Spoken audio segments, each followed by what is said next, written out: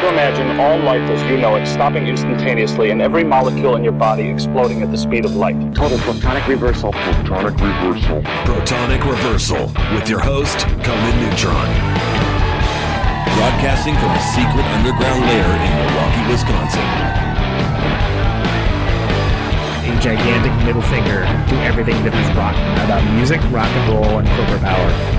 The thing is, though, if you don't laugh, you're going to go on a killing spree with sharpened nails.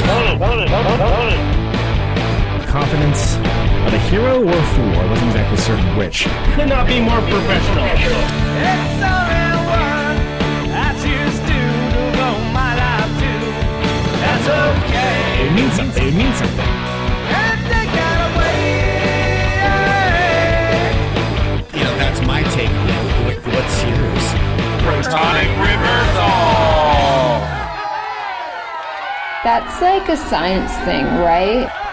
Indeed it is. It is a science thing. It is a science place. It is a scientific fact that we are all up in your face. It is time for the one, the only Protonic Reversal. Welcome to it. Welcome to it. Quarantine's edition, Sunday edition of Protonic Reversal. This time. Thanks so much for the recent communiques? What is this, like 1942? About the show and recent episodes. There's a lot of new people listening. Thank you so much. Welcome, new listeners. Thank you to the old listeners. Just thank you. Just thank you in general. Thanks for listening in. Returning guest to the show. A 3-time guest. I guess technically 3-time guest. Two times episodes on his own, and one in the speed round of the episode 100 episode, where we had some ridiculous thing where we had a bunch of people on the same episode. It was like 10 minutes segments each, but he's done 2 episodes on his own, but not in a long time. That would be episode 79 and episode 75, both of which were just about 5 years ago, four and a half and some change, something along those lines. But anyway, super cool guy, Mr. Josh Newton, Shiner, Glazed Baby, Season of Risk, From Autumn to Ashes. He's a dude that's you should know if you don't already know, and if you do know, then you do know. And hell of a guy, really interesting. Of course, the Shiner album, Schadenfreude, was one of my favorite ones of last year, and I've been meaning to have him on again for a while. Schedules crazy on both sides, stuff happens, etc., etc. So really excited to be talking to him again. We're going to dive right into it. Sie Lieben Maschinen as well. Don't forget that. And yeah, thanks everyone. A bunch of cool stuff happening. I don't know, like insurrections and stuff sort of killed my enthusiasm for doing lots of episodes of the show, but there's a bunch of stuff that I've been putting off that's coming up. So stay tuned, and let's talk to Mr. Josh Newton right now. Is the man, the myth, the legend, Mr. Josh Newton. Welcome to the show, man. Thanks so much for coming back. Good. It's good to be back. I've missed sitting here and doing this with you. It's entire civilizations have risen and fell in the last week, let alone since last time you were on the show. So yikes. Yeah. I guess most relevantly, you guys put out a fantastic new record, and the you guys in this situation is a Shiner, which actually named as one of my favorites of the last year. That was in the best of the year show. Oh, well, I appreciate that. That's Yeah, you don't need to react to that. That's okay. I have no idea what to say. What I was going to say is that the title of which, for me, a consummate professional who took 3 years of German in high school, I know very well. But can you explain what the name of the record means? It's basically taking joy in seeing other people's misery. And of course, it's German. Yeah, that's exactly what it is. Which is funny because when I did a band with Joe Troman, and we had a band called With Knives, and I'm just going to say a band one more time for the third time. What was it again, Josh? It was a musical collective. Right. We also released an EP called Schadenfreude and or Schadenfreude, however you want to say. I actually only took one class in German, so I'm not up to speed. But it was funny when Alan suggested it. I was like, I thought he was kidding. And I was like, oh, that's funny because, we did that. We had a thing that was and he was called like, that exact thing. Oh, huh. And I was like, fuck it. Yeah, let's do it. Well, it's still it's a good title. The next band, and who would have known how timely it would have been, really? Well, no kidding, right? I mean, it's Schadenfreude at times. And what's funny is I still don't remember how to say it. I'm not going to lie, man. I spent most of those 3 years with my friends trying to learn the most inventive curse words.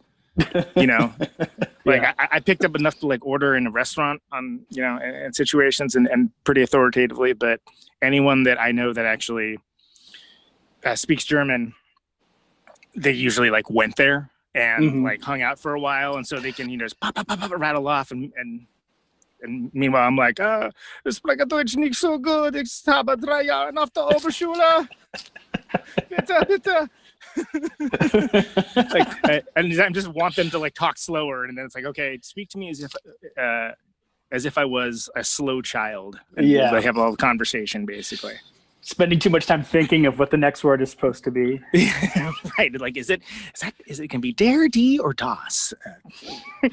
But yeah, I mean, taking pleasure in other people's misery. I mean, that's something of an evergreen topic, to be sure. Yeah. And certainly timely, certainly as are many things right now. So first China record since the Egg, right? So that's been quite a stretch. 19 years, I think. Which it was a while, Yeah, a little while. Sometimes you have to let things percolate for a bit. Got to let the demand build. And by demand, I mean an entire new audience has been born since then. Pretty much, and come of age, right? Thank you, nothing, for showing kids what the shoegaze is. Did it? Recording this record, because it sounds, I would rank it amongst your best. And was it everybody kind of clicking right back into place immediately? I mean, you've done shows since then. There have been tours, there were reissues. Yeah, we've done, I don't know, probably 20 or 30 shows in the interim. Every time we would re-release a record, we would go do a bunch of shows for it. This was going to be the first full touring cycle we were going to do. Oh, well, there's always this year. Yeah, maybe the end of the year. The rate we're going, that might be a thing that happens. Once we've gone through COVID 20 and 21 and 26 and all the other variations. Well, don't worry. I'm sure everyone will act very rationally and, take all precautions looking out for their fellow human being. Yes. I'm sure waiting for 6G is what I'm hoping for, because 5G is kind of whatever, Right, exactly. I'm reminded of that onion article about the razor blades, the fuck everything we're doing 5 blades. Are you familiar with this? Yes. Back when there was that arms race for how many blades you can put on a razor, which really how many do you need, right? But yeah, and then indicative of the times at some point. One of them actually did that, with no awareness of the article, no sense of irony. Somebody actually made a razor with 5 blades and was like, oh, this is why satire is so hard now. It's because people are so ridiculous without even knowing it. Right. They're all just self-fulfilling. So the new record, how much of it was composed at that time? How much of it came from stuff that had been sitting around? What was the process for making all that? Well, when we started doing things, I think Alan had gone through old demos from maybe even before we did the Egg, stuff from Starless that he had on an 8-track from his basement when he still lived in Kansas City, which is, yeah. So we started kicking around those ideas, and they quickly felt not appropriate and dated, and It didn't take very long for us to be like, okay, this was a good way to get going to maybe see if the machine still works. But now we actually, and once we started, I think he sent me Paul Peep Ho, which is actually the title comes from his fake ID when he was a kid. it was Paul Peepo. That's awesome. Yeah, which is such a ridiculous name, and it's not even Bastard spelled didn't like mention it that when should he was be. on this show. Like, jerk. See, there you go. There you go. This is why I come to you for the real scoop, man. That's right. You get Unvarnished. the real dirt from me. So he started that, and of course, it starts out like a Chavez song. So that was pretty easy. That's to, a pretty raucous kind of Yeah. From the more rockin' side of the Shiner echelon. Yeah, and it's as long as we're ripping off Chavez, I think it's a good place to start. More bands should rip off Chavez for sure. They really should. So he sent me that, and I immediately had a counterpart to his initial guitar part, and then a part for the chorus, which was like, okay, we can do this. And then I sent him in the end, which was almost done, and I think he wrote the later half of that. And it was just, once that kind of happened, we were basically off to the races. And there's nothing, Sure. so none of the old demos ended up being new songs at all. But it worked well as a prompt to kind of get going and get back Exactly. into the mechanism of playing together. Yeah, trying to figure out how to do this again. And generally it starts with he and I sending demos back and forth. And then if we both don't hate them, we'll bring them to Paul and Jason. It's an important, Or impressing maybe- statement. Do you hate this? Or maybe, I might hate this. even if one of us kind of hates it, we'll still bring it to the rest of them. Like the song 'Cause stuff can Genuflect. change, I was, right? Well, Yeah. I mean, with Genuflect, I was like, I don't know what to do on this. I don't think I like this. But of course, me not liking it was probably being embarrassed I didn't have a part and I couldn't figure out something for it. Right. So once I finally just figured out I was going to rip off the edge, it worked out perfectly. Which, wow, okay, that's not what I would think of if I was doing like a detailed analysis, song exploder style of that song. But okay. I mean, my part is straight up the edge. I think I took it from the song Wire from Unforgettable Fire. Well, you'll be hearing from his lawyers. Well, I mean, not the part, but the actual, the idea. Did you ever see that? Whatever, it's gonna be loud. It's gonna get loud. It's. I did, yeah. You know what I'm talking about. Like, I don't need to get the title right. The thing with Jack White and Jimmy Page and The Edge. Yep. That And weird like Michael Jackson impersonator, that old lady witch, and the guy with the hat. Yeah, exactly. And the fellow with the hat. I love how like everybody kind of goes, oh, here's how I do, what I do, and like with the Edge, it's like, yeah, you pretty much just, and he like hits one chord and goes, and it does like the thing, and it's like, it's pretty much this. And what's funny is because it's like, for me, that was a high comedy moment of just like, well, that guy's managed to make that sound like his iconic sound. Yep. But there isn't a whole lot to it necessarily, which isn't to say I'm shitting on his musicality at all. In fact, it's almost more impressive to be like, oh, okay, that is absolutely your thing. That sounds like Sunday Bloody Sunday is like you playing like Gang of Four chords, and like that's rad. But when you think of the Edge, I think of that that delay sound. But it's also side note, it's doubly funny to me that when they both see like Jimmy Page do his thing, it's like, yeah, it was just a little something like this, and they're both like, whoa. Yeah. It's pretty great. I enjoyed that movie a lot because even though I don't really care about what Jack White does. I think we need him as a person and as an artist, like it's kind of impressive to me how he's just created his own thing. Like, he has, and it's been emulated to great effect by some artists whose name maybe will not be mentioned, but obviously it struck a chord with people. And if the songs weren't there, then the songs weren't there. But if the songs are there, then okay, cool, right? And I'm not saying I don't. What do the kids say? Stan? I don't stan him. Yeah. By the way, I hate that. I know where it's from. I get the really reference. I hate it so much. It really bums me out every time somebody says it. I'm like, oh, do you have to say that? I always want to be like, you're too old to say that. Don't say that. Yeah. There should be a slang cutoff period. No, Yep. You're not. I'm sorry, you're not allowed to do that, sir. So the oh yeah. So but then like by the same token, you know, you can sit there and be like, well, yeah, it doesn't sound like Six Finger Satellite or whatever, and you'd be correct. It does not sound like Six Finger Satellite, but there, you know, there is like, especially, you know, some of the White Stripes stuff, you know, with him and Meg, it's like that's just good music. Like, it's good rock and roll. And I get if you're not into like the whole thing, or I really get if you're not into the whole garage rock thing. But you got to give respect that, like, you know, there's craftsmanship behind it. Like, simplicity doesn't mean lack of skill. I think Meg's. Thank you for coming to my TED Talk. Yeah, I think the simplicity of Meg's drumming kind of, without that, it would have just been like that other band from there that lives in Nashville now. Oh no, they're from Ohio. Sorry. I mean, like the black, yes. like the BKs. I have no time for that. Like, I couldn't care less. Yeah, you know, it's like, I guess it doesn't. I guess it doesn't. Oh, okay. I see something here. Okay, I guess it doesn't matter, right? No. That you know, one way or the other, like, they're still going to have their cultural relevance no matter what. And coming from a different place, I think it's easy to.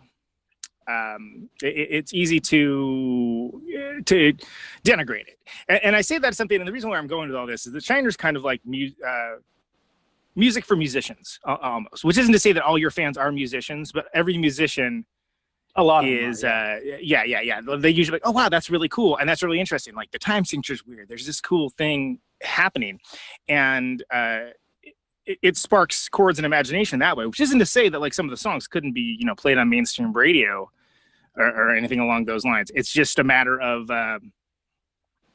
that's like where you guys choose to go with it, and you have a developed sound that kind of changed and moved with the times over the years. Like, when you were going back with the reissuing of the old records and going back to those old songs, and especially like playing with Tim Dow versus playing with Gherkin. With Gherkin, you know, yeah.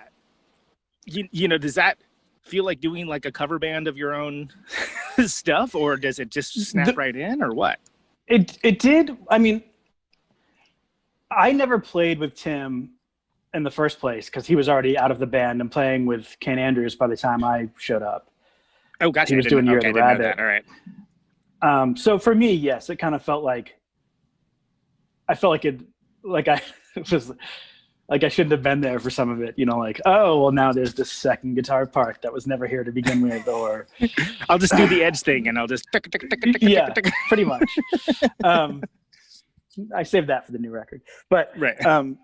Yeah, there were moments, and especially like switching drummers halfway through the show, it definitely felt like vaudevillian at points. You know, like, I don't know. It was cool, and it was something. I don't know if we'd revisit it, but it was interesting to tour with both of them. Well, and there are people that have a lot of emotion tied into those records because they you know, because they came up around when those records came out, but they have attachment to those songs. Yeah, and you know, some of which, like, maybe in the way of aging people that are into music, maybe they are not inclined to even check out or be as invested into newer stuff, even if they appreciate it, but they have this deep abiding attachment to these songs. So it isn't like you can just like, I'm just going to do whatever, because you have people that are like, I never thought I would see this live, or I haven't seen this live in 25 years or whatever it is. So there's like this added bit of pressure that you have no idea when you're making the set list of like, okay, did we just drop someone's favorite song off the set list because you know, because of reason A, B, and C? The baggage of being in a band with a history is interesting. Like, you can't, if you want to make anybody happy, you kind of can't get away from it, you know, because there's always going to be the people who come to the show like, well, should have played, you know, Pearl from the first record or whatever it was. I don't know. Songs that we're never, ever, ever going to play. Would have been great if you just played this one song. It would have been great, but it wasn't great. And I was like, oh. You didn't have a shirt extra small, so this show sucked. Yeah, show sucked. 0 stars. But I mean, it's nice that there is that connection, that there is that, whether you guys were a musician, whether you guys were a musician's band or what, there is that deep affinity for these songs, and they connected with people, and not even necessarily when those records were out. Sometimes, in some cases, later, especially. Yep. And I one of these days when I have someone on that's been on before, I'll listen back to the other episodes, but that is not this day. But the egg, especially, I feel like the legend has only grown. Like, I remember that, like, having that being a record that people started to pay attention to when it came out. And I knew who you guys were, but whatever, I was a West Coast guy, so yeah, forgive me. But like, I was like, oh yeah, Shiner, that's a cool band name. And that was about the long and the short of like what I thought about you guys. But then everyone kept talking about like, oh, the egg, and I checked it out. I was like, oh wow, this is really good. And of course, by the time like I got into it, you guys were pretty much calling it a day. But, of course, yeah. But the legend grew, and the reason why I checked it out was because there were so many people that were like, "Hey, you'll love this. You need to check it out. It's my favorite record," or like whatever. And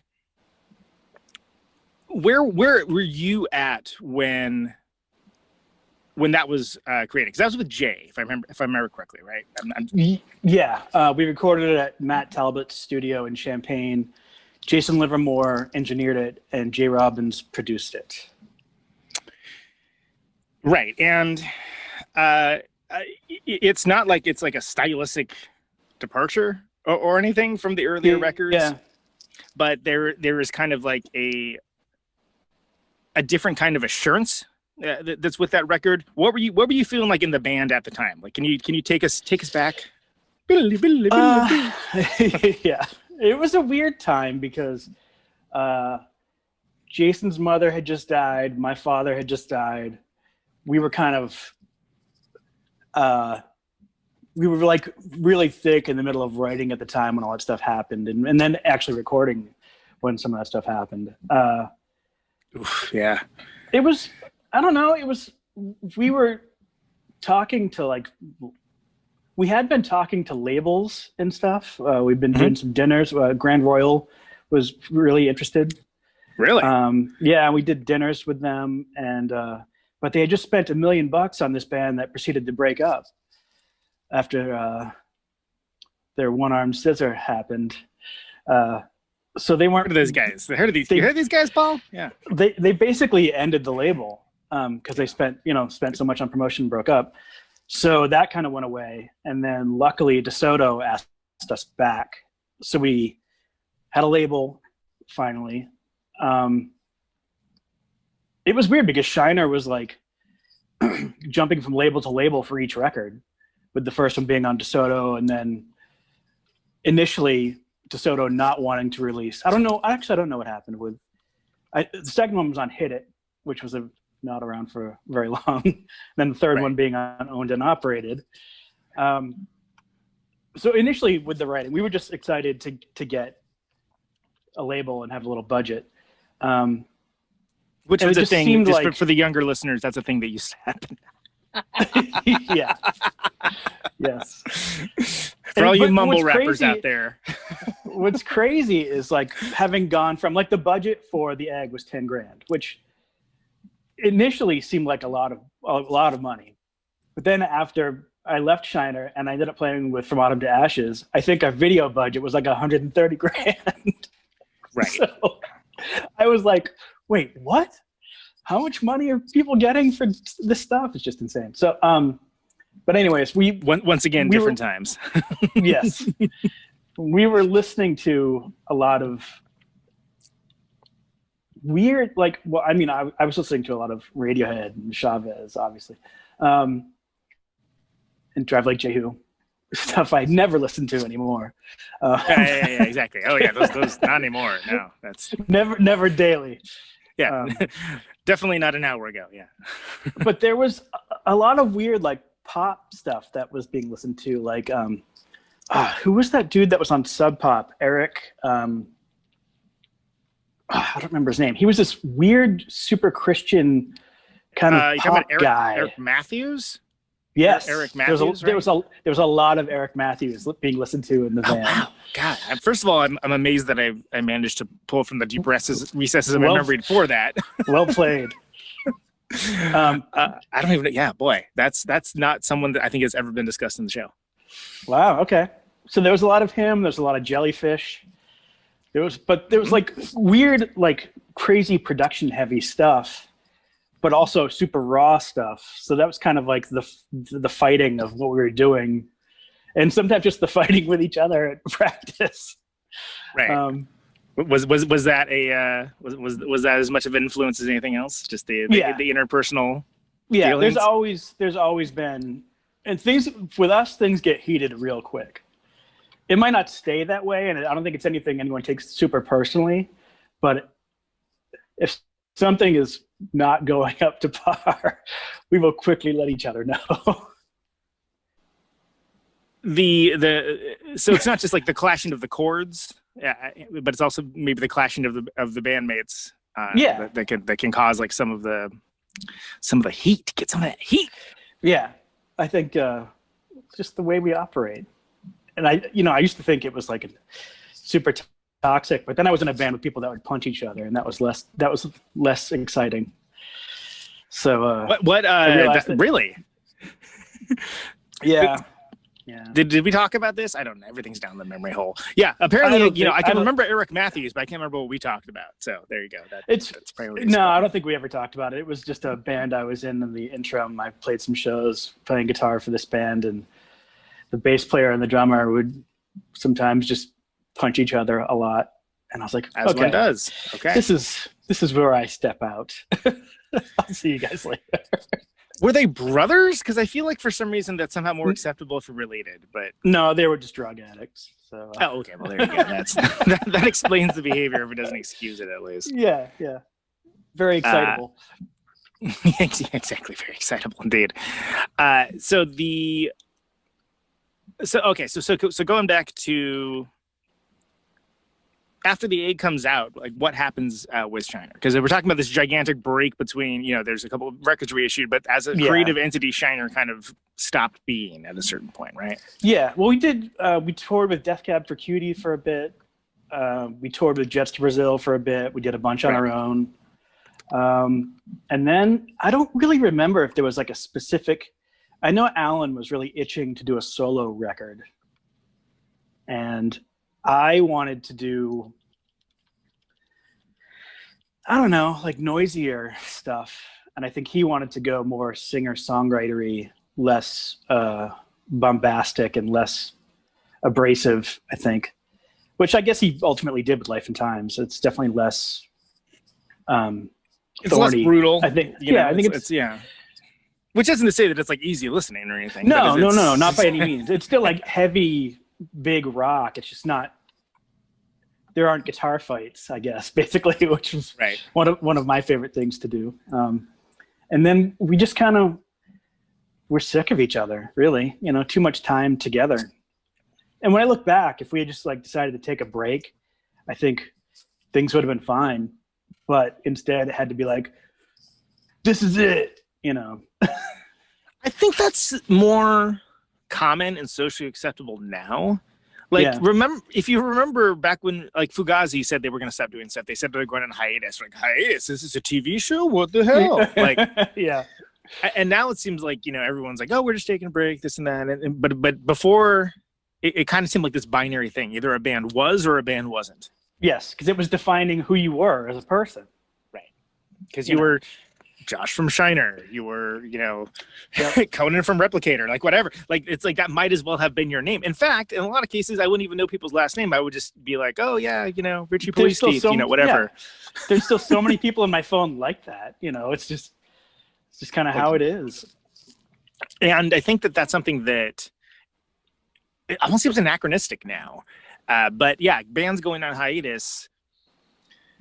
Like that's more of a thing now. Like, and the idea of like, oh, you don't have to just go away. There's other ways to work rather than like, oh, we all have to be in the van, playing shows the vast majority of the year. We have to live together like the Monkees to be a band. Right. Exactly. And which isn't to say that there isn't a precedent for that. And that there aren't great examples of it, but it almost seems like naive in a certain way that we just didn't culturally understand the concept of like, and I'm going somewhere with this, but I kind of feel like it almost comes from punk rock with the idea of like things just being born for a short time and around for a short time. Because if you look at what was happening with rock and roll, you know, you had these like dinosaur legacy acts just cranking out like mediocre album after mediocre album. And you had the people being like, well, that sucks. I don't want to do any part of that. I'd rather just, you know, when the fire dies, this is done and I'm going to do something else. And then I think with age from that generation and, you know, the one like slightly after it, like ours, I think then maybe there was a reexamination of like, well, that's true, but you also don't have to make a shitty record. Like you can, like if the fire isn't there, you can wait until the fire is there, as long as everyone, you know, isn't actively punching each other on stage or on drugs. Yeah, I feel like, we just didn't realize it. You had to keep going. You had to think about this in a year at a time.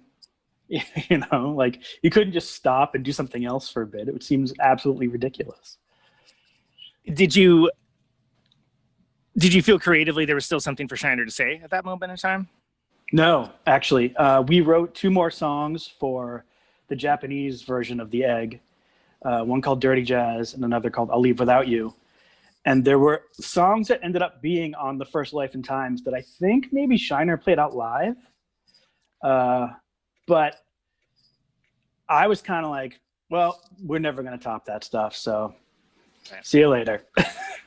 And I mean, this is a great record, and to talk about like records that resonate with people. That record, you know, like I'm not going to name the names, but there are bands that basically exist because of that record. You know, there's a couple, and that's I don't know. I mean, is that flattering? Is that just weird? No, it's awesome. I mean, I appreciate it. You know, I appreciate anybody who took the time to listen at all. Never mind, like attempt to recreate some of the songs. You know, I think it's super flattering, and I don't know, it's strange. Well, because it seems like you guys came from a place of, you know, liking things like Chavez and stuff like that, but also like bringing in like kind of more shoegazy elements, but in a rock construct. And again, it seems bizarre to look at that in the context now, because that's not like uncommon necessarily. Yeah.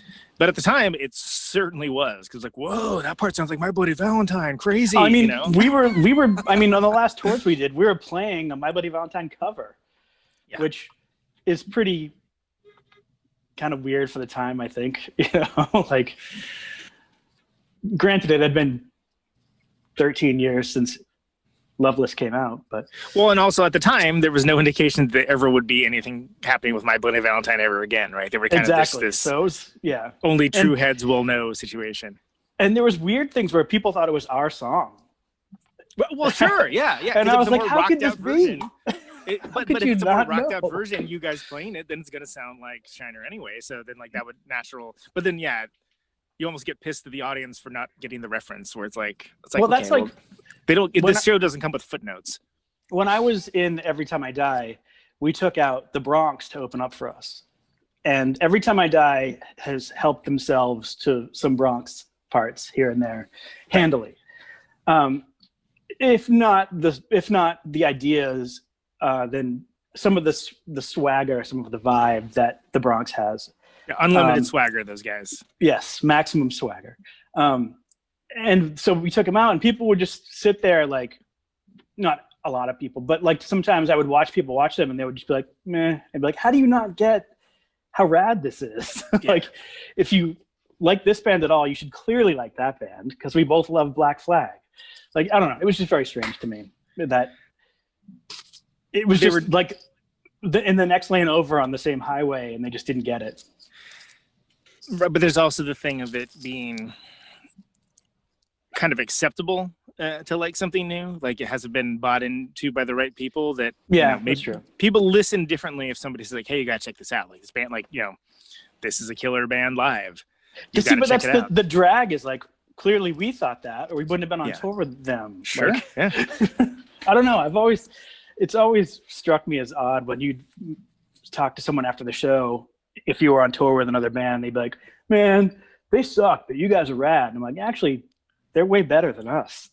Like, yeah, I mean, they opened for us at Spaceland, like, you know, when they were first starting out. I was like, Christ, they ripped the roof off the place. I was like, these guys, holy crap. Like, it's undeniable. But it's unless you're just, I'm not interested in seeing any band other than the band I'm here to see, which I guess is the thing, you know? Yeah, and those are the people that are probably going to buy the most merch. So yeah, I guess we need those people. I'll take one of everything, two of those. Yeah, exactly. Yeah. But it's also, I mean, Shiner has those kinds of fans as well, where whoever's playing with you, it's like, yeah, you're in the way of everybody's favorite band. So just react accordingly. When I mentioned going out with Death Cab or with Jets to Brazil, we were definitely the obstacle for those fans. I have to get through this before I can see the thing that I want to see. Yeah, I mean, think about you've come to see Jets to Brazil, and Gherkin is back there doing like spinning his sticks, you know. I mean, and probably wearing a cowboy hat or something. Came here to see me rock Billy Joel. Come on. Yeah, it was just very, very strange to. I mean, and Death Cab they were touring for the Photo album, and we we were playing The Egg in full. It was really weird. Yeah, man, that's like having like, you know, like a gourmet vegan meal and then having like a set of like barbecue short ribs from the best barbecue place slapped down in the middle of it. Yeah. But then, like, I mean, but coming from having been in Glazed Baby, which was a pretty antagonistic band, right. I was kind of used to torturing people. Not like to the point of, say, like Arab on Radar would, but, you know, right. Yeah, similar. Like, again, you know, same highway in a different lane, I think. And speaking of Glazed Baby, I mean, the antagonism is built into the name. With Glazed Baby, which I remember we did discuss, as we also discussed a certain party choosing not to stay with Dave Grohl on tour, if I remember correctly. Yep. Yes, he did. Can you retell that story? Because I feel like that was episode 50 or something, and like years ago, it was a bunch of people listening to the show now that apparently don't know how to listen to archives or don't care to, and I don't blame them. Whatever. We were playing the Vogue in Seattle. And we played with a band called Huevos Rancheros, who were running very late. So the sound guy had us up there checking. And this band starts loading in. And their drum tech for the day is Dave Grohl, because Dave Grohl's drum tech plays drums in Huevos Rancheros. And I think he had probably just moved to Seattle and was like just hanging out with his dudes. And we're like playing. And we finished the song and he yells out, "Wow! You guys like the Jesus Lizard." We were like, "Well, yeah, of course we do." So I wasn't even 21, so I couldn't be in the bar. Right, that old thing. Yeah. So I was sitting out on the stairs, and Dave just sat out there with me for a while and talked and hung out. And then, I like how I say Dave, like we're pals. You know, Dave. Yeah. Oh, you mean Dave Grohl? Yeah. Me and DG were Deej. We were hanging out, chilling as one does. Yeah. And then at the end of the night, so they played. I don't remember a note of Huevos Rancheros. I don't know if they ever recorded. I know nothing about that band. It was some Seattle band at the time, apparently. So we're saying goodbye to everybody, and Dave's like, "So hey, where are you guys staying?" And Andy, the bass player, is like, "Oh, we're gonna stay with the bartender. It's cool, man." And Dave's like, "All right." Like, basically, like, you fucked up. Yeah. We could hang out and party with Dave Grohl, or we can hang out with the bartender. And it's like, no offense to the bartender, but yeah, that's a pretty clear decision. And as soon as Dave walked away, I was like, "You fucking idiot!" Like, I'm sure I sounded very much like Ren from Ren and Stimpy, but you idiot. Yeah. So that was could have been famous, but he blew that one. Yeah, exactly. That was the one impediment to Glazed Baby being worldwide. Yep. Right. That's what did it.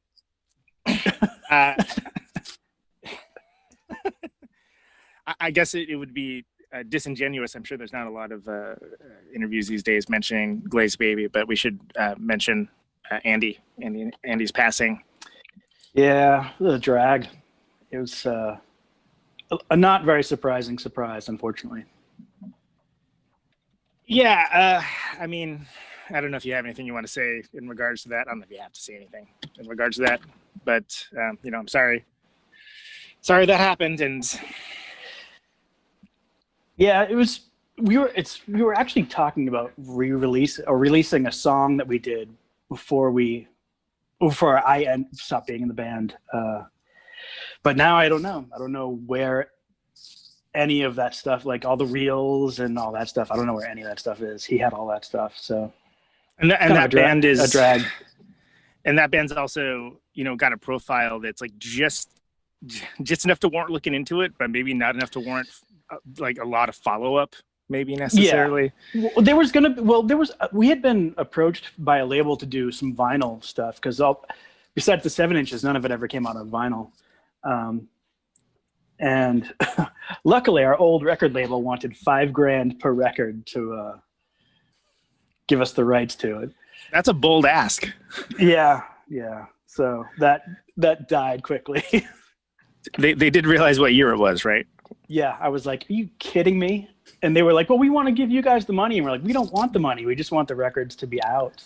Yeah. So thanks for that. Yeah, you're gonna sell like 150 copies or something along those lines to people that are incredibly stoked to like have those 150 copies. But such a drag. Well, yeah. That first of all, that's ridiculous. But secondly, it was a bummer. I mean, I didn't know Andy very well, but in this new world of, I don't know, third wave noise rock and whatever the hell's going on now. Yeah. We'd interacted now and again. It's a shame. Seemed like a good dude.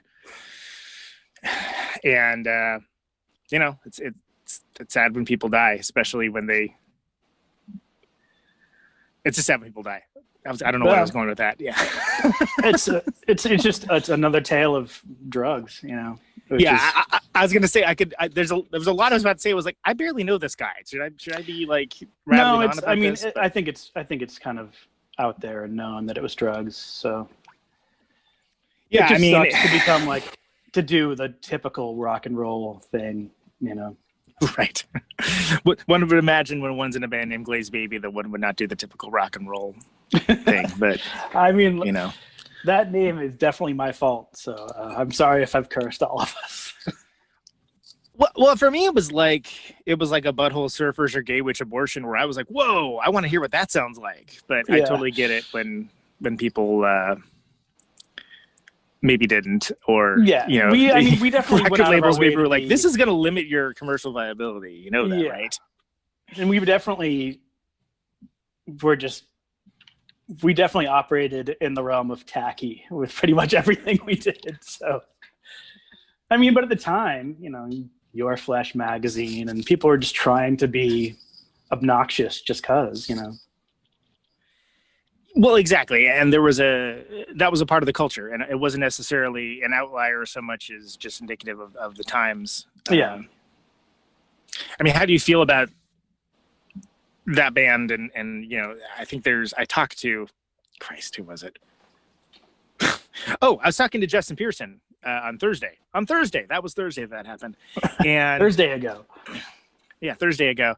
And like how there's like people like digging up Swing Kids, which is like, oh yeah, like Swing Kids they were a good kind of like Drive Like Jehu Jr. band. See, what's funny to me is that name to me always, I've never heard that band and I never cared because I know they were pretty Jehu influenced now. But I was just like, sounds like a ska band. I have no interest in hearing this at all. Like that was just what, like Big Bad Voodoo Daddy or something. Pretty much. They were actually swing music. Sorry, my bad. But that's kind of what I heard. I was like, that name sucks. I'm never gonna listen to that band. Which is a pretty bold statement when you're in a band called Glazed Baby. I was gonna say, way to be judgy, Josh. Jeez. Exactly. No, it's like exactly how lame I can be, I guess. But yeah, like I was. So what I was driving with that is I was talking about how like I think that there's this idea, just the good side of social media connecting everyone. There are these communities that people can kind of speak to like-minded individuals about bands that maybe never had their day in the sun or like never were in big bands or something. They kind of dig those up and can kind of geek out on together, and of which Swing Kids is one of them. Glazed Baby is another one where people are kind of be like, oh man, so good. Like, how come they weren't big, blah, blah, blah, et cetera, like with no context. And in some cases, you know, some of the people saying this, where it's like, okay, when that band was around, you were like 2, you know? Yeah. But I mean, did you ever think of, because that was, at this point, that was a while ago. So do you ever think about the legacy of that band and like that existing in like present tense for people or anything along those lines? Or you just not think about it all, and the fact that there's probably not enough demand to pay $5,000 a record for a reissue?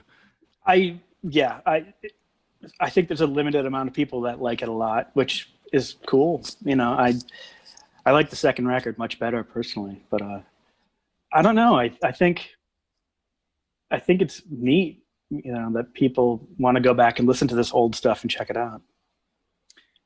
Yeah, that is something that, well, and it's all up on like Bandcamp and stuff now, I think, right? Like, if I remember correctly, it got put up on Bandcamp last year. Yeah, it's on Bandcamp, and I think maybe on Spotify and all that stuff too. Which is good, because I have a couple of CDs like somewhere. But I never bothered like digitizing them, and it's like I really gonna like search through like 5 boxes, and the reward is I get to, no offense, get to listen to Glazed Baby, and it's like, no. I don't even have a CD player, I don't think. Oh, you know, there's one in my car. That's the thing. I have one computer that has a CD-ROM, so I basically would be taking it to like rip it, and then playing the digital, and then at that point I'm like, why don't I just buy the Bandcamp? Yeah. I would much rather, if we're just trying to convert something, I would much rather just be like, here's $8. Because the van and the other car both have a CD player, but it's one of those things that like I just forget about it constantly, and I never have CDs. Like if I have something, it's like a reference CD or something. Dude, then it plays. I mean, do you remember the thing about like how like, oh, we need to listen to the mixes, go to the car. Think about how we used to travel with CD books, and they had the big binders, and probably DVD books. I know I was doing that for a while. Like, you can fit way more of them when you put them in a book like this. That's insane. I can't believe I dragged that shit around the world. Yeah, I mean the future, the mundane apocalypse that we are all living in right now, it's horrible in many ways, but you don't have to drag around big books of CDs and DVDs anymore. So that's something, I suppose. Right? Yeah. I'll take 5G any day. Right. So then, I think if I remember correctly, last time we went into some depth with From Autumn to Ashes. I don't want to belabor the point too much, but with that band, like what did you like learn most out of that band? Like what did you get most out of your time with those guys? It was interesting. What did I get? I don't know. It was cool to just see how, I'm not saying like they were a corporate band, but they had like lawyers and managers and booking agents, and like, it was more of a corporate situation. You know, they were on Vagrant Records, and there was money for things if it was needed. Touring, like my first touring in a bus, I think, maybe. I don't know. It was cool to just do something completely different and go somewhere totally unknown. And it had its own baggage as a band because they'd already had 2 records out. And it was funny because I just went to go fill in, and then I just didn't leave for like 4 years.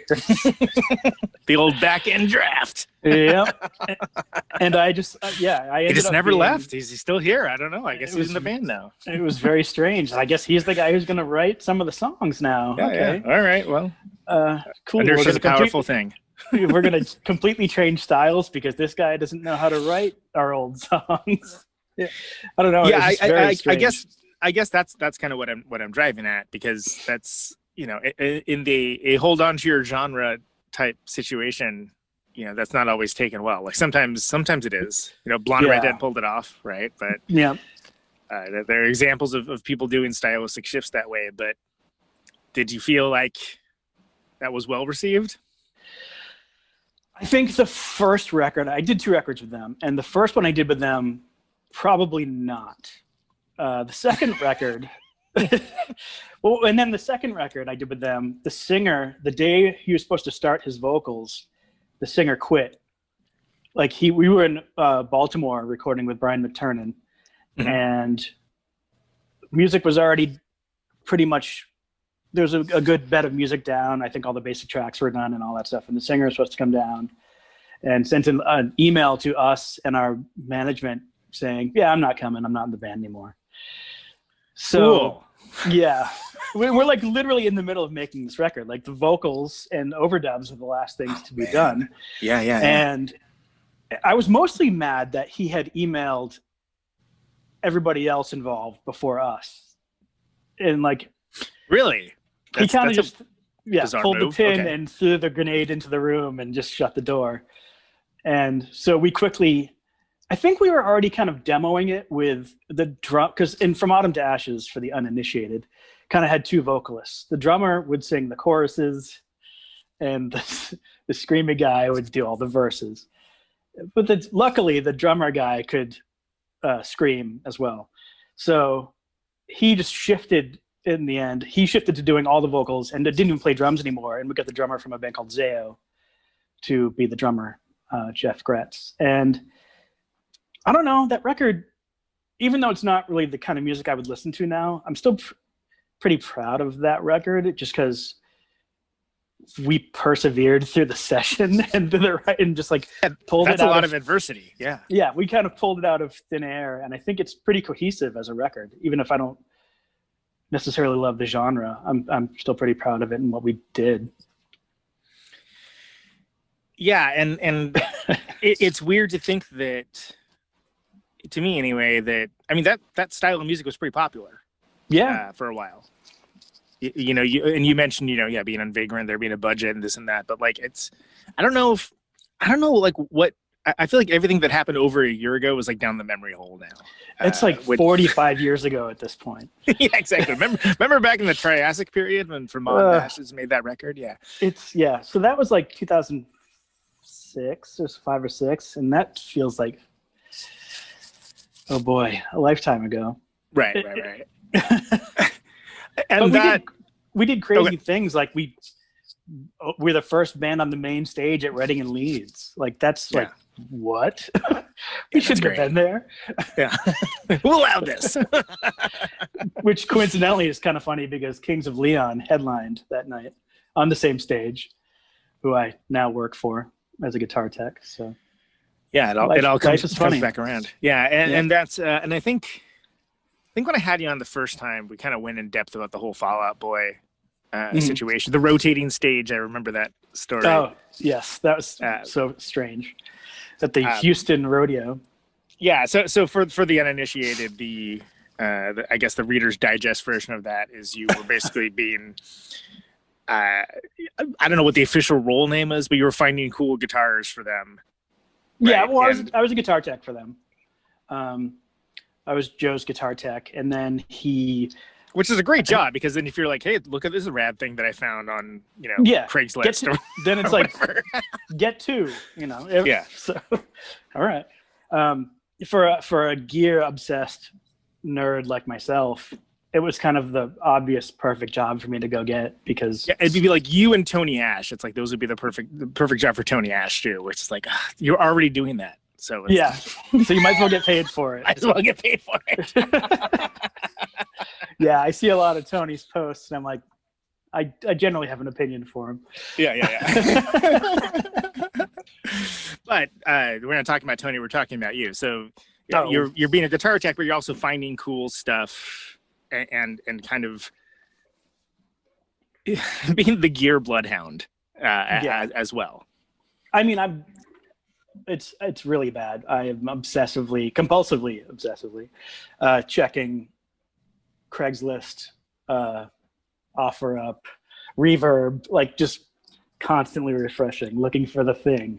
I don't know. It's definitely an addiction, which when you haven't worked in a year really has been, you see a high watt for an affordable price, but oh well, maybe next time. Yeah. It's sort of like there's nothing like economic tragedy to drive down prices for cool stuff. Yeah. See Las Vegas and any other gambling town. Oh boy, yes. Some great pawn Great shops deals, there. profiting on people's misery. Also but the American way. It is American way, yeah. So, but again, just trying to readers digest this. But Sorry, yes. You played with them. I think at a radio show first, if I remember correctly. This I remember. Right? I did. It was like you filled in on. Yeah, I did. I ended up doing like a bunch of shows with them, and we are talking about the BBC thing, or the BBC thing. Yeah. Oh boy, yeah. There's embarrassing video of this. I'm playing Uptown Funk with them. See, this I remember, right? Like the other stuff. Like well, this I remember. They didn't. So I was at my hotel room practicing all these Fall Out Boy songs. They're like, "Hey, can you come to our hotel? Because we're gonna do Uptown Funk tomorrow." And yes, I did just say that we were in different hotels. That's some big time stuff there. Yeah. So I go to their hotel and I was like, "Fuck me, Uptown Funk. Oh my god. Okay." And like, what am I going to say? No. Like, I can't say no. I've already committed to playing these shows with them and this thing. And I never thought I would play that song in my life, but I did. I did on the BBC live lunch break Fall Out Boy thing. But I mean, those dudes are all super nice. I have not a bad word to say about those guys. You know, if it wasn't for them, I wouldn't have my former career. Right. And then also you would have had the experience of playing on a stage in a football field that was rotating around. Yeah. So at the Houston Rodeo, what was strange is since it's in the Enormo Dome, spinning, they drag the stage out with a tractor in the middle of the field. Because of course they do. Yes. Yeah. But people can't come out to the stage because it's all dirt and cow poop or something.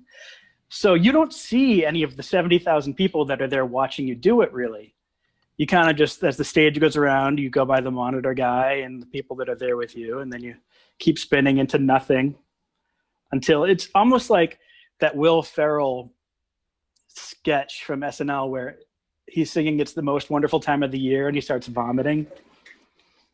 It was very similar to that.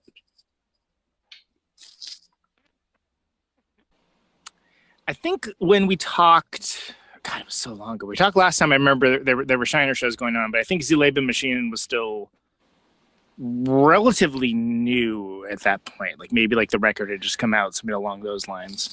Yeah, I think that's probably correct. That was 2015, I think. Yeah. Yep. There hadn't been any shows yet. There hadn't been any kind of anything. So again, so give me the highlights for Sie Lieben Maschinen. That was you didn't obviously you worked with you didn't do the drums, but you recorded stuff ahead of time, and then like can you explain the process of that? I was writing stuff for what was going to be a new Season to Risk record, right. And we haven't talked about it all, and we should. But yeah, let's talk about Sie Lieben Maschinen right now. Yes. So I started doing demos for what I thought maybe the new Season to Risk stuff would be, and people just weren't really into the idea of bothering to spend the time on making a new record. So I was like, all right, well, I'm just gonna I'll just keep making these songs up, and it's called Sie Lieben Maschinen because I was doing it by myself on a computer with computerized drums and all that stuff. And so Steve, the singer from Season to Risk, and myself decided to just we're gonna do a new record and this new band, and I want to rip off all of my favorite bands. So I ripped off Brainiac and Six Finger Satellite and The Birthday Party and Scratch Acid, and I just made it into a new record. And Gang of Four and all that stuff. There's an On the Money PIL cover, which is a friend said it's basically like being forced to listen to a mixtape I made. Wow, some friend. Yeah, but I mean, he's not wrong at all. He's not wrong, exactly. No. Yeah. So we did that. We played a bunch of shows. Gherkin from Shiner ended up playing drums a lot for it live, and the drummer for Season to Risk, David Silver, he did a bunch of it. We only did like one real tour, but real tour was like for a week. But went down to South by Southwest, and yeah, it was cool. We had a good time, and I actually moved back to Kansas City for a bit but I ended up being on tour the whole time I was back in Kansas City, so we didn't end up doing much. Didn't end up being high activity, and I think it's the way that the record came together. I think is really interesting because the drums were remote tracked. Yeah, when right? I did it, Shannon from Minot, Greenlight the Bombers, et cetera, plays on 2 songs, and yeah, little fellow named Chris Bolig. And I've met him.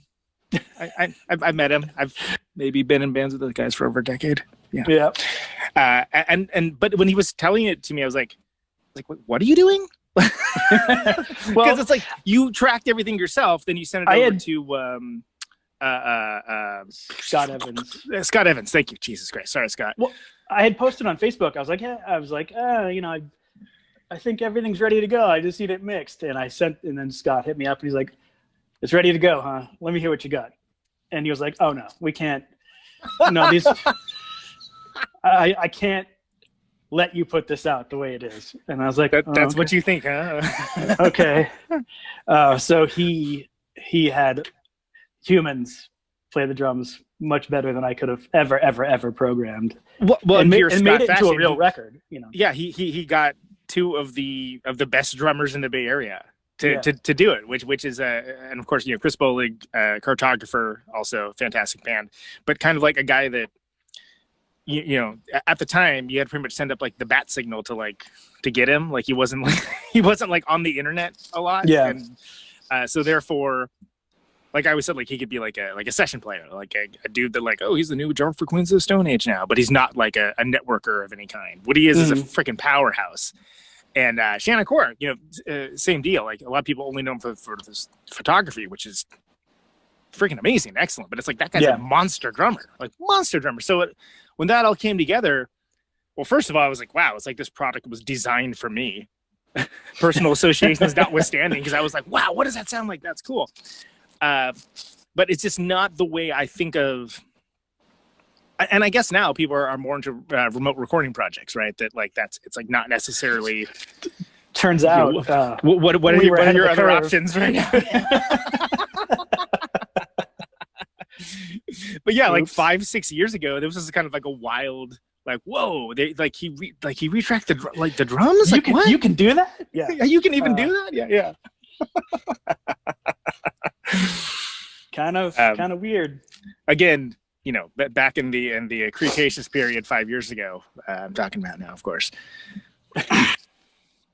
So you make the record, you play some shows. The idea is that this is going to be like a thing that you do when there's time and availability from your work, but also from other things, right? Well, I mean, at the time we hadn't even Shiner doing the music wasn't even an option. I mean, we hadn't really. I mean, I suppose it was an option, and we had roughly discussed it, but there was no plans, and there was certainly no songs being bandied about. It still seemed way off. So it was kind of like my only band at the time, but it was also, I'm not, with someone who was on tour as much as I was then, I'm not a fun person to be in a band with. I mean, we've tried to play shows together where it's like, hey, how about I'm going to be coming through in August 17th. Yeah. I'm like, well, no, we had to say no to more things right. Like Young Widows or Photo Crime. You're like, hey, we're coming. And I'm like, hey, I'm gone. It never failed. Every band that I wanted to play with, I was always gone. So because the demand is that with the work is you have to adjust your schedule to another schedule, and it's not going to be conducive towards exactly. When people are trying to tour, guess what? It turns out everyone tries to tour at the same time. Nobody wants to drive in the snow, it turns out. Yeah, who could have predicted that outcome? Yeah. And what was crazy about 2020 was the one thing that was crazy about 2020 was right. Let's isolate the one thing that happened in that year that was. I had somehow worked out my schedules perfectly with Kings of Leon and Shiner. It was perfect, flying from King shows right into maybe even the city I was going to be playing with Shiner. Somehow it all would have worked out. And then I was still super, anytime I had to think about doing Shiner or work stuff, I would get like nauseous thinking about it. So luckily that all went away. And I didn't have to worry about it anymore. Yeah. Yeah, it turns out you had a lot more time to reflect. Yep. It became my biggest problem to not a problem at all. Yeah, so I still can't believe we had to like pause a year of our lives, and it's still I still can't really come to grips with it. That with some of the guests, that's actually how I've led off with, like, how have you been dealing with all of that, and like dealing with have you been able to stay creative? Have you tried to stay creative? Like, how have you been dealing with quarantine times, man? Are you asking me now, or are you just telling me about Yeah, no, I'm asking you now, even though I kind of know some of the answers, but like, yeah, I'm asking you now because I think it's of interest for a guy that is productive as you are. I go through fits of like, I have almost a full song in a day, and then I'll have weeks with, I can't even come up with a drum beat to try to write, to have to send to somebody else to play over again. It's mostly, I think it's been hard for me creatively.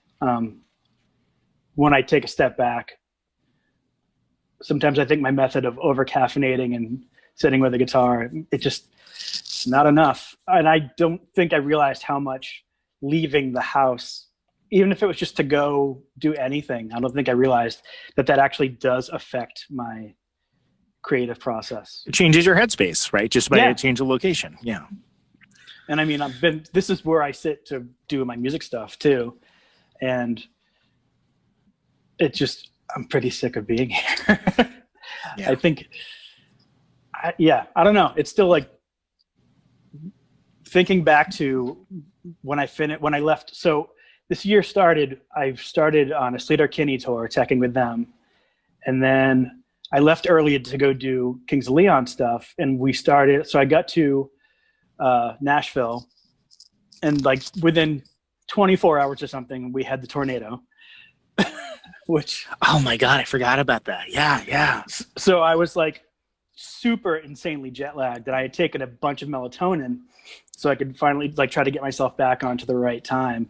And the sirens were going off, and I was like, what is that annoying noise? And I would keep like falling back asleep every time the siren would stop, not realizing, as someone who lived, it's warning of imminent danger, Josh. As someone who lived in Kansas City for 10 years, you would think I would recognize a tornado warning. But I guess I was gone for too long. Oh, it's so obnoxious. I'm trying to get some rest. Can someone turn that siren off, please? Yeah. So I actually slept through it, weirdly enough, it was like it touched down within a half mile of where we were. But yeah. So tornadoes, pandemics. This year has stifled my creativity. Well, and I think it's understandable. I mean, I know a lot of people have tried to kind of get into new things. Like everyone's baking bread for a while there. Yeah. It's like, yes, wow, everybody's baking bread. The bread, but I didn't succumb to the bread. Not that I'm not looking down at anyone who did. I just baking is it's too scientific for me. It's too exact. Yeah, but it's been interesting, kind of. Well, getting like a read on people, and largely kind of hearing some of the same things, right? That like, being in the same four walls with the same thing happening every day isn't actually good for creativity, as it turns out. And like high anxiety over like national and global events isn't good for creativity, it turns out. Yeah. Yep. Like, what a shocking development. And like, so the riots were pretty gnarly here. Not as bad as, some spots in the Midwest, obviously. And then in the middle of the riots, we also had a crazy earthquake. Which it was like a 6-point something or something. And living downtown, I was like, this place is just gonna crumble. It really spooked me bad. So it's 2020 was wild, to put it mildly. Right. Yeah. But I will say, on the plus side, it's been awesome for my relationship, because as someone who's gone 8 to 10 months out of the year, it's been great having this time with my partner, and we've really enjoyed doing nothing together. It's been great. Well, that's awesome. I guess normally what I kind of want to do also, so you get tours planned. You did do like a virtual kind of deal, virtual show kind of deal. What was that experience like? That was fucking nerve-wracking. It's weird because part of me is like, well, if we had gotten to play shows, we would have played that thing better and not been so like kind of stilted. And I guess when I watch it, it's not really as stilted as it feels to me. Right. But if we had gotten to play shows, we wouldn't have recorded that thing. So it's like, it's a weird, like, it's strange not living, like, since Alan lives in Chicago and I'm in Los Angeles and Paul and Jason are in Kansas City, we don't get as much time to rehearse as we should probably. So that first show of any time we get back is going to be rough. No, I'm kidding. It's going to be fine. We work the kinks out. And we tried. Yeah. Yes. It was just interesting trying to do what is easily, even though people think the new record is perhaps a little more simple musically, there's I put a lot of goddamn guitar parts on that record.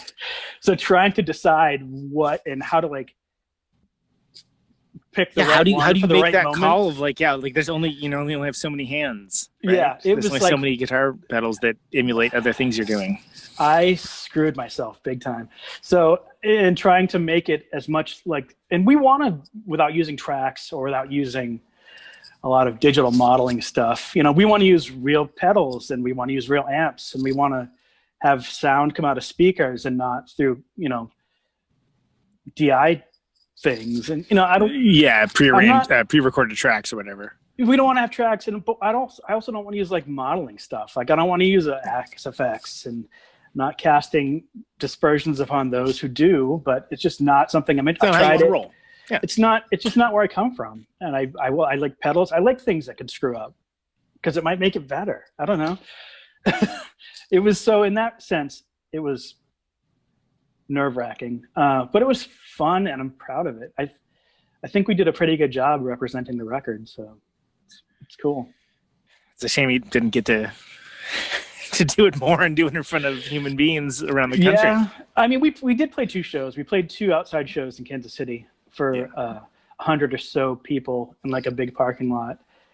Those were rougher than the one we recorded, luckily. But it's also weird because we never got a vibe of where the new songs and the old songs kind of fit in a set. Gotcha. So like when you're putting together the set list, there's a flow, right? So yeah you want to not be jarring. We still have yet to hit upon that. So hopefully when we come back, we can kind of figure out that magic.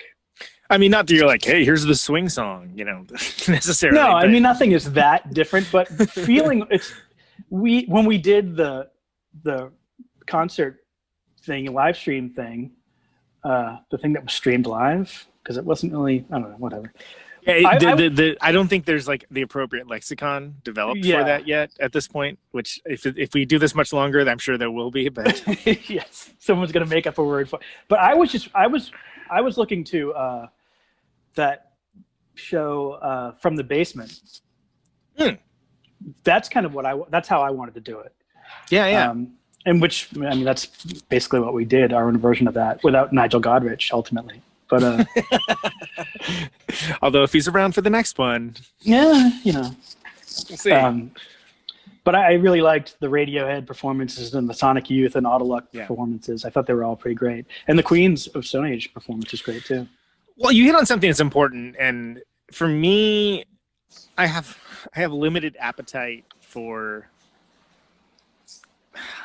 I got to choose my words carefully here. For the like, hey, we're just gonna throw the phone in the corner and play, and here we go. Like if that's all praise to anyone that wants to present their music that way. But for me, I like the idea of it being a more produced affair of like, well, if you're throwing something up to watch, it doesn't have to be like just amateurish and I don't want to say half-assed, but just kind of like just there, existing for existing. Like you might. I also don't want to like if it's it kind of depends for me on the blown band. Out sound, you know. Like I would be happy to watch security camera footage of Drive Like Jehu playing. Right. Drive Like Jehu broke into a warehouse and staged a secret show. Here's all the footage from the security cameras. That sounds rad, actually. Yeah. I'm fine with that for them. Yeah. But like the other bands, I need a little more production. You know, I need a little more razzle dazzle. We'll give them a little of the razzle dazzle. Yeah. Yeah. Well, yeah, exactly. And as someone who does appreciate the razzle dazzle, like I feel the same way that it's, but also that's how I want to present my stuff. And that's what I generally want to see. And I get that other people, like they're more inclined to like click a video of someone taking portrait video in like a club with like the worst, like, live from Satan's butthole sound. And like, they like that better than listening to a professionally produced record that's nicely mastered and all that. Yeah. And I personally will never understand that because that's not for me. But also, like, I don't get judgy about it. If that's for those folks, great. Not super of interest to me. A bunch of people love telling me how much they don't listen to podcasts. I'm like, great, I don't care. It's not going to stop me from doing this. What else do you not like to do? Yeah. Tell me about more stuff you don't like, please. I'm super interested. Like, you want to hear my enemies list of stuff I don't like? It's long too. Who cares? Like, whatever. It's okay to be into different things. But it did occur to me that you guys had attention to detail with that I don't know if it didn't match my specific worldview. I think it serves the music because it is heavily layered. And the security footage wouldn't necessarily be the best way to present that from my mind. So I think that's... No, I don't. I think it would have been... I mean, I couldn't sit there... Like, a song, I can deal with a song maybe that way. But 45 minutes of that, no. I don't know. But I also have like watched shitty cell phone cam footage of Jehu playing with that organist in San Diego, and the sound is awful, and I can't tell what's going on. But I was lucky enough to be there, and oh really? It was pretty amazing. I've told this story like 17 times on the show, but like having, whatever, being in a park with like 3,000 other people, all kind of not knowing what's going to happen. Yeah. And then suddenly when they start playing, like, the first notes, it's like, oh yeah, it was so cool, man. It was so special and cool. And then she even, like, the organist, she played with them, but you can't hear them in any video. Like, for whatever reason, I don't know if it was like the tones of the organ or the fact that it's built into the shell. You can't hear her playing at all. But she did her set on right behind her. Yeah. So you can see John like telling her the next notes. Yeah. Which is great. I don't know. I think but it's great. It's when you talk about like the live experience versus the like a recorded experience or a phone experience or whatever, like you just literally can't, every video I've seen, you can't really hear what she's adding. But it was kind of cool because it's like, first of all, I had never seen Drive Like Jehu. Like by the time I got into them, it was pretty much over, and I'm like, whoops, guess I should have listened to my friend when they said to check it out, Yeah. And one of my favorite bands ever. So like we drove down to San Diego to go see this, and I was like, wait, the organ player is like playing with them? Like what's going on? Like what's happening? And since then I saw them 2 other times, and both times were objectively better, but there's something very special about that experience. Yeah. That no harm, no foul to people that couldn't be there, and you have to watch it through somebody's shitty cell phone. But like it's not even close to how rad it was. I guess. Good. I don't know. That's a pointless story about how I saw a show, I guess. But I'm glad I'll never experience it. Yeah. Josh, this has been great. I'm not sure if I had the show developed enough to ask the question that I always ask the canned question at the end of things, which is just, why do you do what you do? It's a personality defect for me. I'm compelled. I don't know. I need to get this stuff out of me. Like it's my art. I don't know. It's what I love to do, and it's all I really care about ultimately, for better or worse. you can always count on me releasing more awful music in one way or another. Well, I think it's anything but awful, and I appreciate you coming on, and we'll make it not 40 years or whatever between next appearances, and also not rescheduled 17 times and all that good stuff. Okay, brother. Take care. All right. Take care. See ya. Oh, there he goes.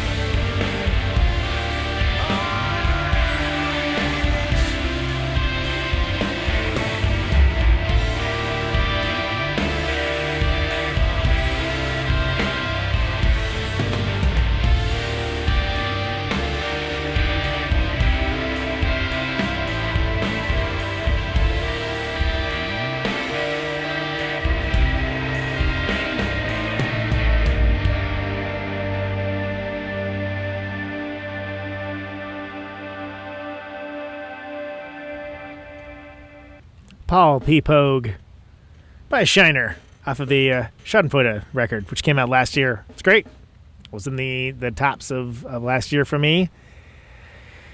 And for damn good reason. It's a very, very good album. And I think it's as good of an entry place into the world of Shiner as any, frankly.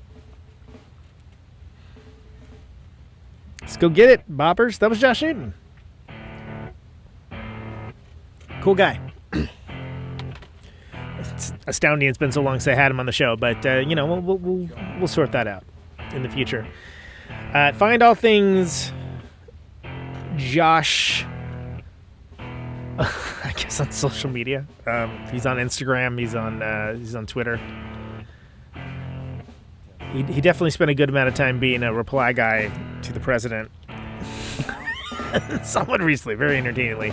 Jay Newton on both those things. He's also on Facebook.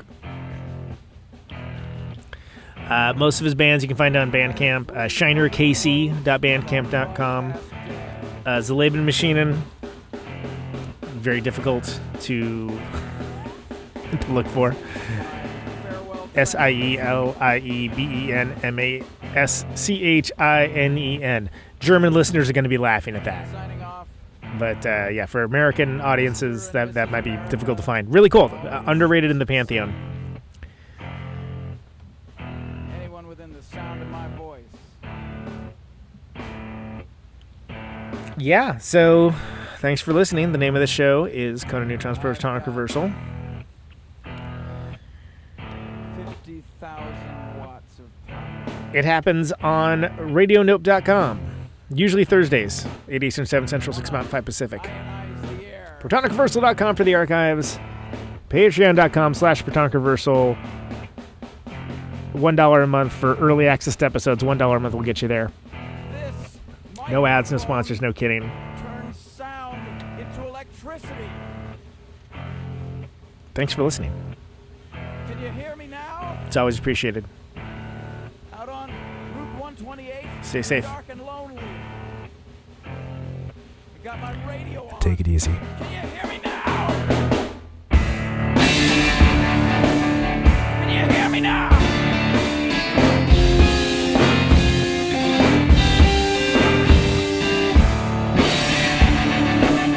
Can you hear me now? Can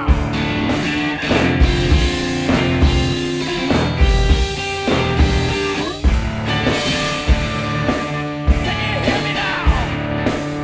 See in the radio.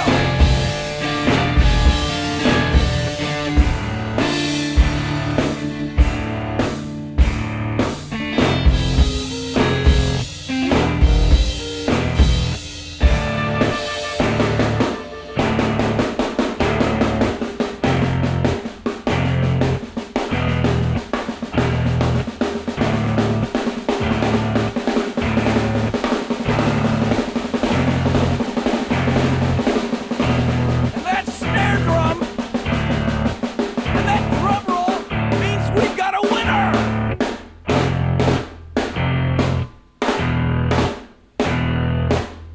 If you're the fifth caller, or any caller at all,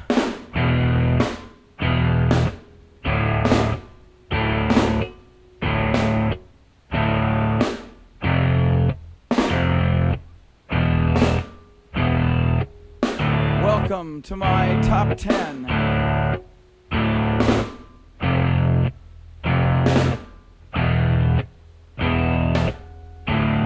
I'd like to thank our sponsor. But we haven't got a sponsor. Not if you were the last man on earth.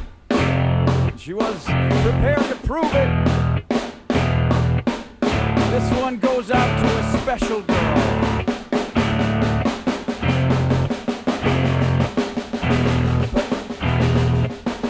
But there is no special girl.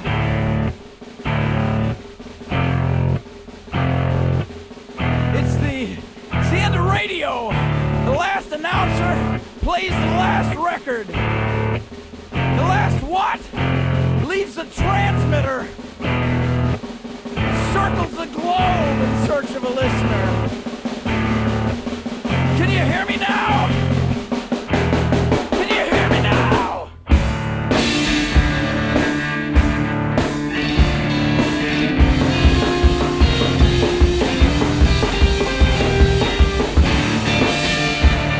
Can you hear me now?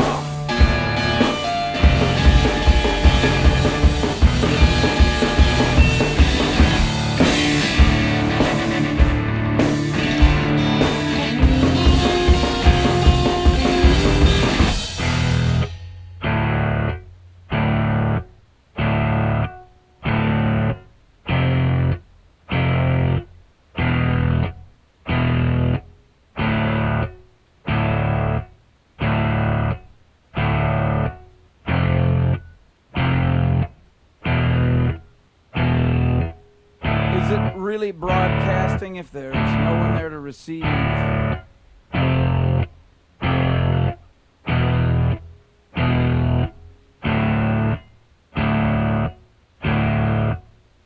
the end of radio.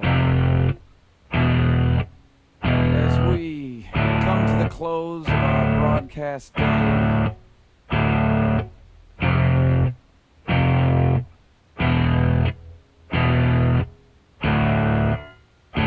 got my radio on.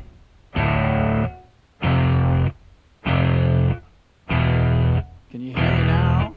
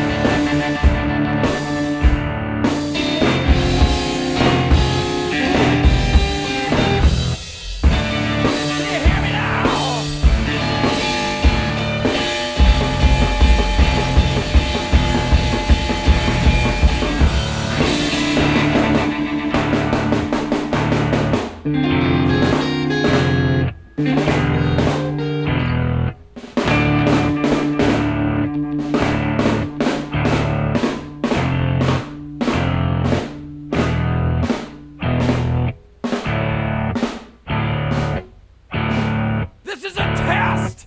If this had been a real emergency, hey, hey!